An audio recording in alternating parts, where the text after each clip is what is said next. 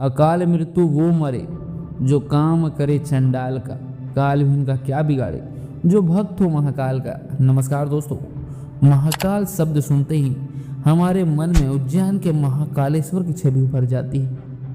महाकाल मंदिर भारत का एक ऐसा मंदिर है जो अपने रहस्यों या फिर वहाँ पर होने वाली घटनाओं के लिए जाना जाता है।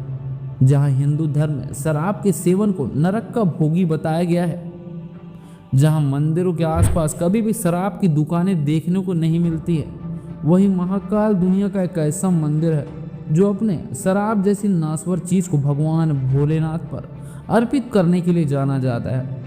जिस मंदिर में घटती हैं ऐसी घटनाएं जिसका किसी के पास कोई भी जवाब नहीं होता है। भारत का एक ऐसा मंदिर जो वैज्ञानिकों को भी देता है खड़ी चुनौती।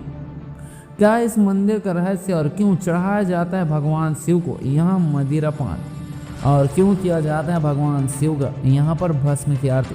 दोस्तों, महाकाल मंदिर से जुड़े कुछ ऐसे रहस्य आज हम आपको बताने वाले हैं जिस जानकर आप आश्चर्यचकित हो जाएंगे। दोस्तों, उससे पहले अगर आप हमारे चैनल फैक्ट वरदान पर नया है तो प्लीज़ हमारे चैनल को सब्सक्राइब अवश्य कीजिएगा। दोस्तों, तो चलिए जानते हैं महाकाल मंदिर के ऐसे रहस्य जो आपको आश्चर्यचकित कर देंगे। दोस्तों, सबसे पहले तो हमें महाकाल मंदिर की स्थापना के बारे में जानना होगा। महाकाल मंदिर की स्थापना के बारे में कई लोग की कई मान्यताएं हैं। पौराणिक मान्यताओं के मुताबिक महाकाल मंदिर की स्थापना द्वापर युग से भी पहले बताई जाती है।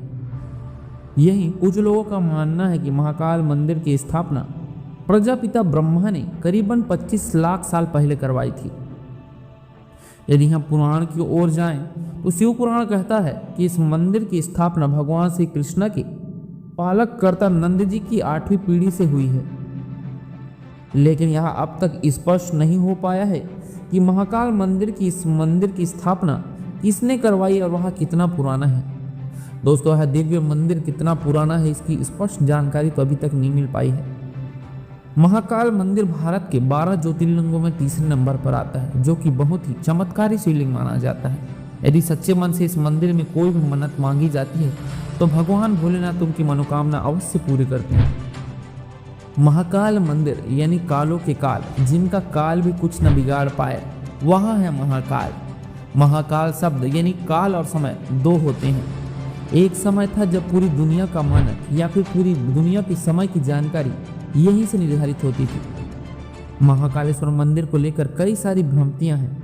जैसे कई लोग को लगता है कि महाकाल मंदिर के मेन मंदिर में ही भगवान महाकाल को शराब का सेवन करवाया जाता है, पर यह पूरी सच्चाई नहीं है।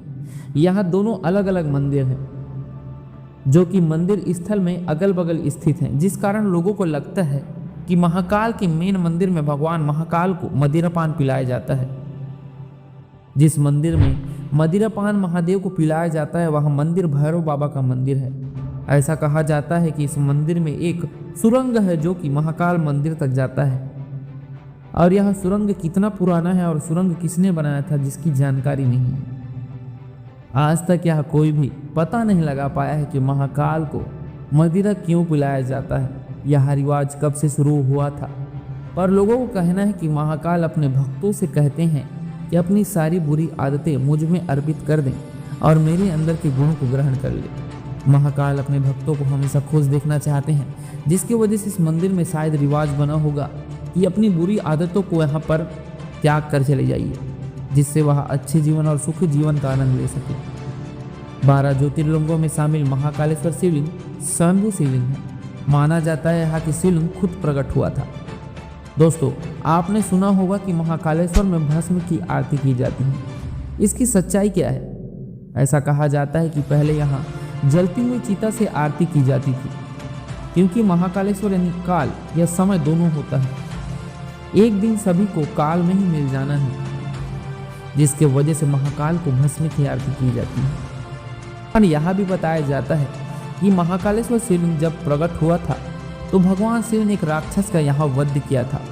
भगवान शिव उस राक्षस का महाकाल बन के आए थे या फिर काल बन के आए थे, और उज्जैन वासियों के आग्रह पर महाकाल यहीं बस गए थे, इसलिए इन्हें महाकालेश्वर कहा जाता है। पीछे और कई रहस्य बताए जाते हैं। दोस्तों, पौराणिक कथाओं के मुताबिक भगवान शिव ने दूषण के राक्षस का वध करने के बाद उनके शरीर में काफ़ी गर्मी हो गई थी। तब उन्होंने भस्म से अपना श्रृंगार किया था, इसलिए आज भी महादेव को भस्म का श्रृंगार किया जाता है। भस्म को संसार में नाशवर होने का संदेश देने के लिए लगाया जाता है। भस्म यानी राख देह को अंतिम सत्य के रूप में देखा गया है। भस्म आरती से जुड़े कुछ और बातें हैं। भस्म आरती की प्रक्रिया करीबन 2 घंटे चलती है, जिसमें भस्म से महादेव का श्रृंगार किया जाता है और चारों तरफ भस्म से आरती की जाती है। भस्म आरती के दौरान महिलाओं को घूंघट किया अनिवार्य होता है। भस्म आरती में शामिल होने से पहले सभी भक्तों को भस्म से भगवान महादेव का श्रृंगार किया जाता है। भस्म आरती के दौरान वैदिक मंत्रों के विचार, महाकालेश्वर का पूजन और श्रृंगार किया जाता है। दोस्तों, भस्म आरती महाकाल से जुड़ी एक ऐसी आरती है जो आत्मा से परमात्मा का मिलन करवाती है।